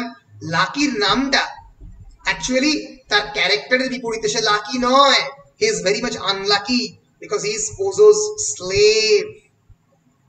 পোজো is a bombastic personality. Pozzo একটা ডমিনেটিং পার্সোনালিটি, একটা কলোনিয়াল মাস্টার যেটা ডমিনেট করছে, টেনে নিয়ে যাচ্ছে কুকুরের মতো লাকিকে। পোজো এই ভ্লাদিমির এবং এস্তাগনকে এনকাউন্টার করবে যখন তারা এই ওয়েটিং, যেখানে দাঁড়িয়ে তারা ওয়েটিং করছে গোরোর জন্য, সেখানে। একই রকম ভাবে লাকি ক্যারিজ পোজোস পজিশন। লাকি পোজোর যে পজিশন গুলো সেগুলো ক্যারি করে নিয়ে যায়, তার এটাই কাজ। তার টুল এবং bag he is order around mercilessly by the Pozzo. যখন তাকে পোজো ডাকে সে সেখানে গিয়ে হাজির হয়। এবং আমরা পাবো এই বয়ের চরিত্র, দুটো বয়, অ্যাক্ট 1 এর বয়, অ্যাক্ট 2 এর বয়। আমরা জানি না এই দুটো বয় সেম কিনা। A boy appears at the end of the each act to inform Vladimir that Godo will not be arriving. এই দুটো অ্যাক্টেই এই বয়টা আসে এবং বলে, একজন বয় বলে যে তাকে গোডো, মিস্টার গোডো তাকে খুব ভালো করে ডিল করে, মানে তার সঙ্গে ব্যবহার খুব ভালো করে। আর একটা বয় বলে যে mister Godot is very cruel. ফলে এই গোডো কে, তার যে ডেসক্রিপশন, এই ডেসক্রিপশনটা খুব কন্ট্রাডিক্টরি দুটো বয় আমাদের দেয়। সো দুটো অ্যাক্টের শেষেই দুটো বয় আসে এবং বলে, এবং কন্ট্রাডিক্টরি ডেসক্রিপশন দেয় বলি অনেকে বলে দুটো বয় আলাদা। সো আসে এবং বলে যে ভ্লাদিমির এবং এস্ট্রাগন কে বলে যে গোডো উইল নট কাম, আসতে পারছেন না গোডো। এবং আমরা পাচ্ছি অবশ্যই গোডোকে, who is an absent figure for whom Vladimir and Estragon wait. He is talked about but does not physically appear in the play. কোনোদিনই শারীরিকভাবে নাটকে বা জীবনে, আমাদের জীবনে গোডো কি আসে না, কারণ গোডোর কনসেপশন আমাদের জীবনে কনস্ট্যান্টলি চেঞ্জিং। সব সময় আমাদের গোডোর কনসেপশন পরিবর্তিত হয় আমাদের জীবনে। আমরা গল্পটা দেখে নেব, গল্পের সামারিটা অল্প করে পড়ে নেব, পড়ে আমরা গোডোকে নিয়ে একটা জাস্ট কোটেশন দেখে বলে শেষ করব। সো গল্পর প্লট খুব সহজ এবং খুব সিম্পল, অনেকেই জানো, অনেকেই পড়েছো। অ্যাক্ট 1 আমরা দেখতে পাচ্ছি the play opens with two men, দুজন পুরুষকে দিয়ে শুরু হচ্ছে। ভ্লাদিমির আর Estragon meeting by a leafless tree. একটা অদ্ভুত সেটিং, ঝরা পাতার রাজ্য, চারিদিকে ঝরা পাতা ঝরে পড়েছে, সেখানে একে অপরকে মিট করছে ভ্লাদিমির আর Estragon. whose species is later speculated to be that of the willow, মানে যে ট্রিটা আছে সেটা উইলো গাছ। অনেকেই বলেন যে প্লের শুরুর দিকের যে উইলো গাছ, যার মধ্যে অ্যাবসলিউটলি ব্যারেন, তারপরে কিন্তু পাতা পরিপূর্ণ হয়ে উঠবে অ্যাক্ট 2-তে। অনেকে বলে যে বাচ্চা ছেলেটা যে এসছে সেই গোড়ো, এবং পাতা যে ভরে উঠেছে, that is the symbol of vitality, and the tree is the symbol of the crucifixion of the Jesus Christ. ক্রসের সিম্বল, ক্রস, যেখানে জিসাস ক্রাইস্ট নিজের মানব সভ্যতার জন্য বলিদান দিয়েছিলেন। ফলে এই ট্রিটাকে অনেকে ক্রসের সিম্বল বলে রিড করে। আমি জাস্ট বলে রেখে দিলাম কেন রিড করে, সেটা পরবর্তীকালে আমরা এক্সপ্লেন করব। যে হয়তো ক্রাইস্ট নেই, বলো শতাব্দী বলো। স্যার এটা তো মানে ফ্রিটা তো অনেক সময় পাসিং দ্য টাইমটা বোঝায়। পাসিং দ্য টাইম মানে অবশ্যই বোঝায় যে সময় ঝরা পাতায় আবার আস্তে আস্তে পাতা চলে এলো, এটাকে পাসিং দ্য টাইম তো লিটারাল অর্থে অবশ্যই বোঝায়, যেখানে মানে ওয়েটিং ফর দ্য গোডো, গোডোর জন্য কতক্ষণ অপেক্ষা করছে, অপেক্ষা করতে করতে ঝরা পাতাগুলো ঝরে গেল, মানে কোনো পাতাই নেই, সেখানে পাতা চলে এলো। ফলে it also suggest the passage of the time, the temporality, যেটা শতাব্দী বলছে, অবশ্যই তাই। কিন্তু অনেকে আবার এই মানে this particular tree K compare করে ক্রসের সঙ্গে, ঠিক আছে? না অপেক্ষাটা দীর্ঘ কিন্তু শেষ হচ্ছে না, অপেক্ষাটা সময়টা পেরিয়ে যাচ্ছে, কিন্তু রাইট, ওটাকেও সিম্বলাইজ করে, আর ওই হিস্টোরিয়াটাকেও করে। রাইট, ক্রাইস্টটাকেও সিম্বলাইজ করে, আবার প্যাসেজ অফ টাইম করে, সময় পেরিয়ে যাচ্ছে কিন্তু অপেক্ষা দীর্ঘ, অপেক্ষা শেষ হচ্ছে না, ঠিক আছে? শেষ না হওয়া অপেক্ষা।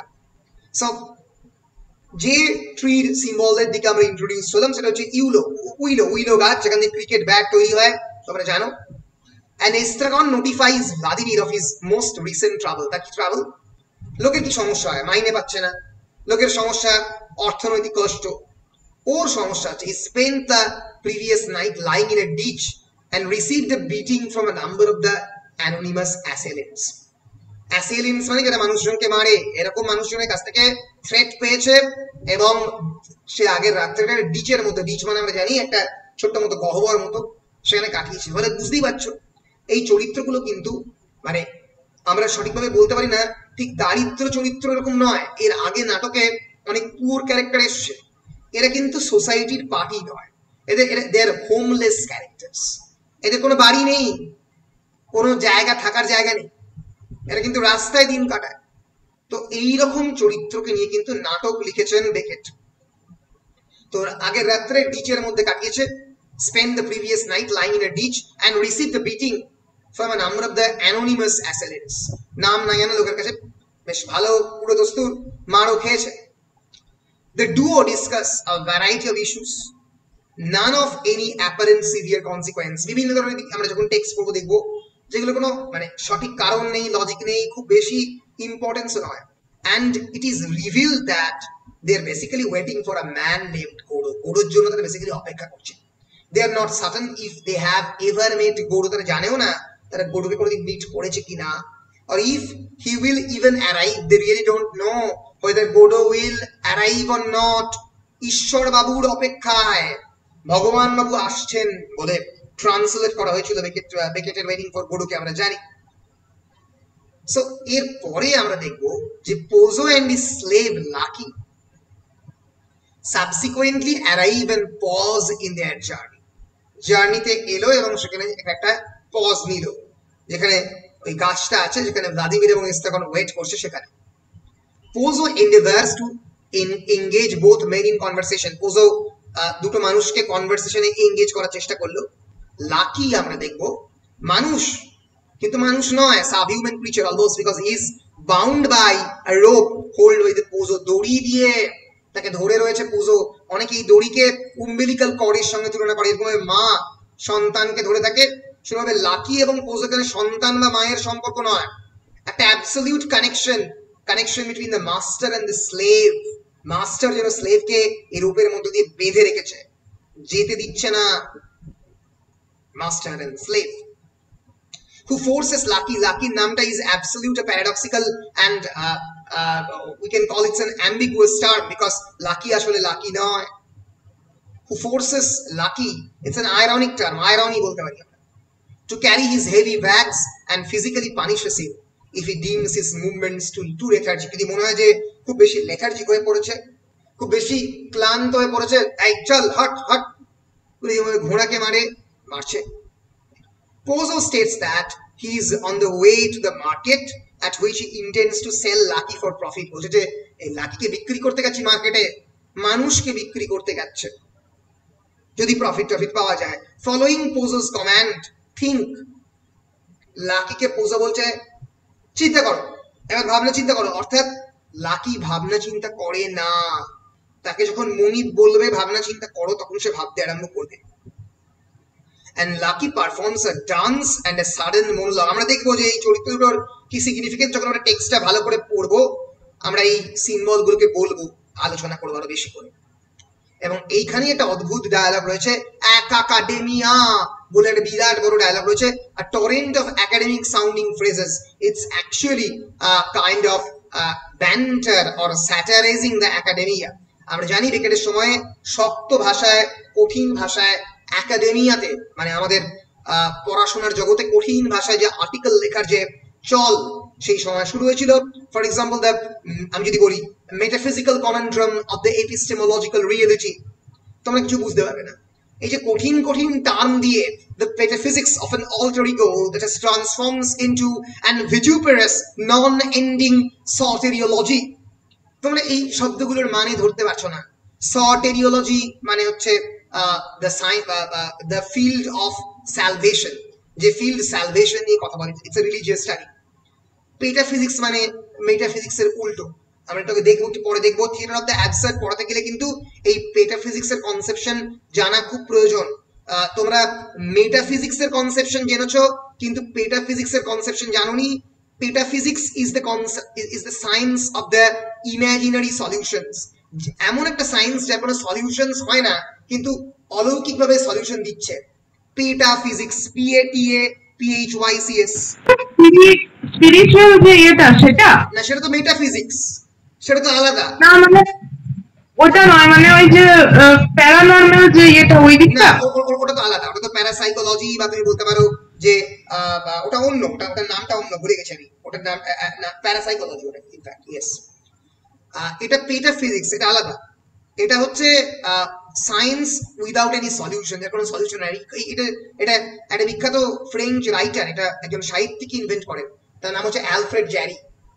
Alfred Jarry, a famous French writer, 1873 to 1907, তিনি এই পেটাফিজিক্সের কথা প্রথমবার বলেন। Exploits and opinions of Dr. Forsteraul, a petaphysician, বলে তিনি একটা বই লেখেন এবং সেখানে তিনি সায়েন্সকে বিশেষ করে বিদ্রুপাত্মক ভাবে বলছেন। তো এই বেকেটের এই নাটকের মধ্যে আমরা সায়েন্সকে, লজিককে একটা বিদ্রুপাত্মক দৃষ্টিভঙ্গি থেকে দেখার যে প্রচেষ্টা বারবার দেখতে পাবো, যেটা এই লাকির ডায়ালগ, যে ডায়ালগের কোনো পাংচুয়েশন মার্কস নেই, আমরা পড়বো যখন পরপর চলে গেছে পাগলের মতো, সেখানে আমরা সেটা দেখতে পাবো। Yes, a torrent of academic sounding phrases mixed with sounds such as quack quack quack quack, কি বলছে কেউ ধরতেই পারছে না। Lucky's speech in a cryptic manner seems to reference to the underlying themes of the play. গল্পের যে underline theme, সেই গল্পটাকে বলার চেষ্টা করছে লাকি স্পিচটা। আন্ডারলাইন থিম কি? যে মানুষের জীবনের কোনো পারপাস নেই, এই যে পড়াশোনা করছো সব করে কোনো মূল্য নেই, বেকেট বলবে এই সিজিপি 8, 9 কোনো লাভ নেই, আলটিমেটলি সবাইকেই মৃত্যু পথযাত্রী হতে হবে, এই জীবনের কোনো মূল্য নেই, জানো না যে কখন আসবে, এসে মৃত্যু তুলে নিয়ে চলে যাবে। Pozo and Lucky soon depart, leaving Estragon and Vladimir to continue the wait for the elusive Godo. এই অবাক করা অদ্ভুত গোড়োর জন্য অপেক্ষা করতে দিয়ে রেখে চলে গেল। এই সময়ে অ্যাক্ট 1 এর একেবারে শেষের দিকে soon a boy shows up and explains to Vladimir and Estragon that he is messenger from Godo. একজন বয় এলো এবং ভ্লাদিমির and Estragonকে বললো যে এই আমি হচ্ছি গোডোর Messenger, and that Godo will not be arriving tonight, বলে আজকে তো গোডো আসবে না, but will arrive tomorrow. এই যে টুমরোর জন্য অপেক্ষা, tomorrow and tomorrow creeps into this petty pace from the last syllable of the recorded time. এই ম্যাকবেথ যে এই কথা প্রায় 1605 1605 বলেছে, সে একই কথা ওয়েটিং ফর গোডোতে 1953 সালে রিপিট করা হচ্ছে, tomorrow will come. Vladimir asked about Godo and the boy exists. Vladimir জিজ্ঞেস করলো কে গোডো, গোডো কি আসবে? বয় বললো যে এখন আমি আসি।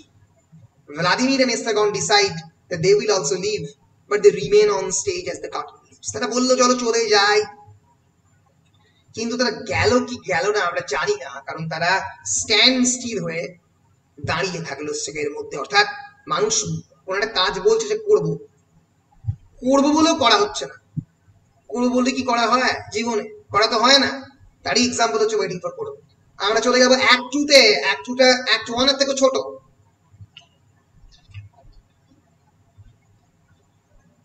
It is the following day. Vladimir and Estragon are again waiting near the free tree দিকে, আবার ওয়েট করছে গোডোর জন্য। which has grown a number of leaves, এই যে passage of time যেটা একটু শতাব্দী বললো তাকে সিগনিফাই করছে। this growth of the leaf actually symbolizes vitality। হয়তো সিম্বল করছে হোপফুলনেস, কিন্তু হোপ আসবে না নাকি এসে গেছে আমরা জানি না। গোডো কি ক্রাইস্ট নাকি ক্রাইস্ট গোডো? তাদের জীবনে আদৌ গোডো আসবে নাকি আসবে না আমরা জানি না। ফলে which has grown a number of leaves since the last witnessed in the Act 1, যেটা Act 1 এ আমরা দেখতে পাচ্ছি। তারপরে লিভের মধ্যে গ্রোথ এসছে, an indication that a certain amount of time has passed since the events contained in the Act 1. Act 1 হয়ে যাওয়ার পরে সময় চলেছে। So both the men are still waiting for Godot.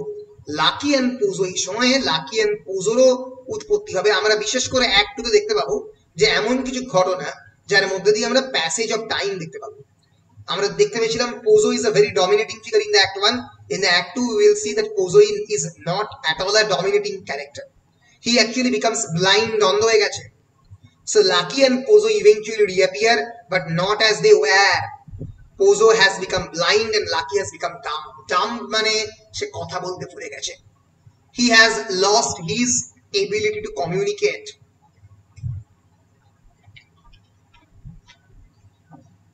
Loss of the linguistic ability. Pozo cannot recall having met Vladimir and Estagon previously. Pozo মনেও করছে না যে Vladimir বা এস্তাগনকে সে প্রিভিয়াসলি কোনোদিন এনকাউন্টার করেছে কিনা। Loss of the memory. Lucky and Pozo exit shortly after their spirited encounter. চলে গেল তারা, leaving Vladimir and Estagon again on the waiting. আবার waiting and waiting. Vladimir and Estagon, Dune school, ইন্ডিয়াতে Dune স্কুলে 2010 সালে এই নাটকটা মানে আবার স্টেজ করা হয়েছিল, অনেক জায়গাতেই বারবার করা হয়। দেখতে পাচ্ছি ভ্লাদিমির এবং এস্তাগন। So soon after, the boy reappears to report that Godot will not be coming. Boy আবার এসে বলল Godot আসবে না। The boy states that he has not met Vladimir and Estagon before, and he is not the boy who talked to Vladimir yesterday. সেই yesterday বললো, অথচ পাতা গজিয়ে গেল। আমরা জানি না রিয়েলি যে কেন yesterday বললো, কি করে একদিনের মধ্যে পাতা গজানো সম্ভব। ফলে অনেক সময় কেটে গেছে।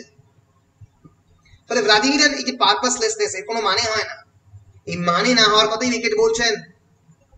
So the boy states that he has not met Vladimir and Estagon before, and he is not the boy who talked to Vladimir yesterday. সেই বয়টা নয় যার সঙ্গে ভ্লাদিমির আগের দিনে রাত্রেবেলা কথা বলেছে, which causes Vladimir a great deal more frustration than he exhibited during the encounter in Act 1. ফলে ভ্লাদিমিরের তো আরো ফ্রাস্ট্রেশন হলো বলে বাবা, মানে লাকিও চিনতে পারছে, পোজও চিনতে পারছে না, বয়ও চিনতে পারছে না।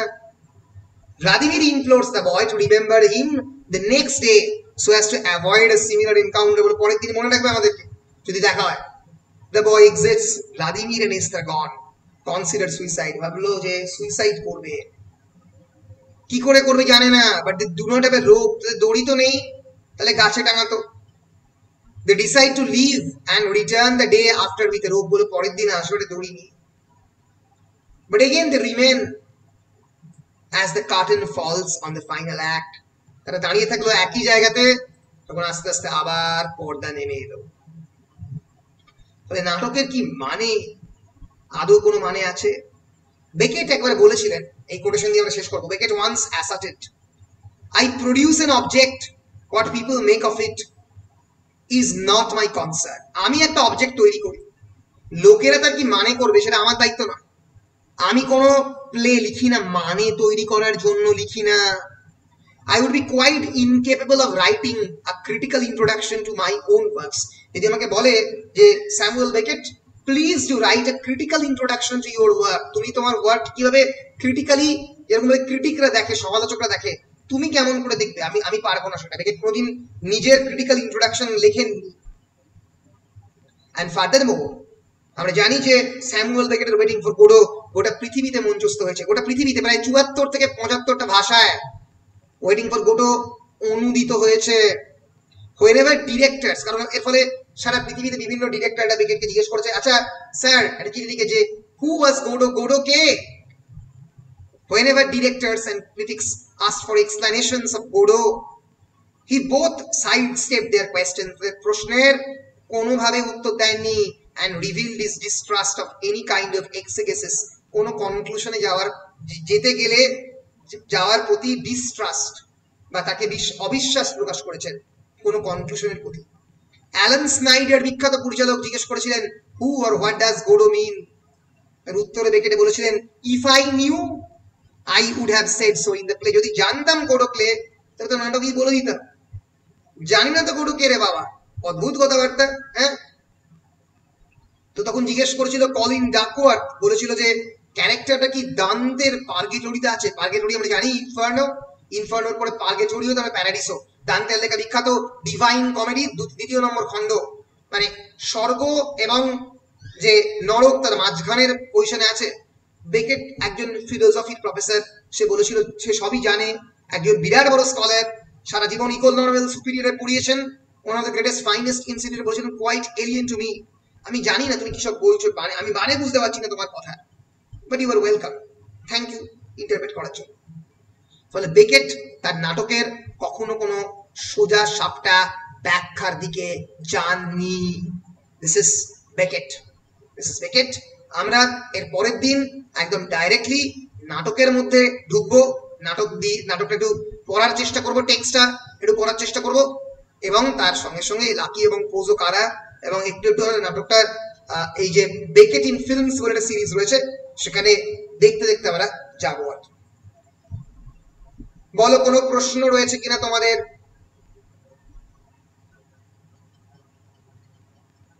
স্যামুয়েল জনসন আর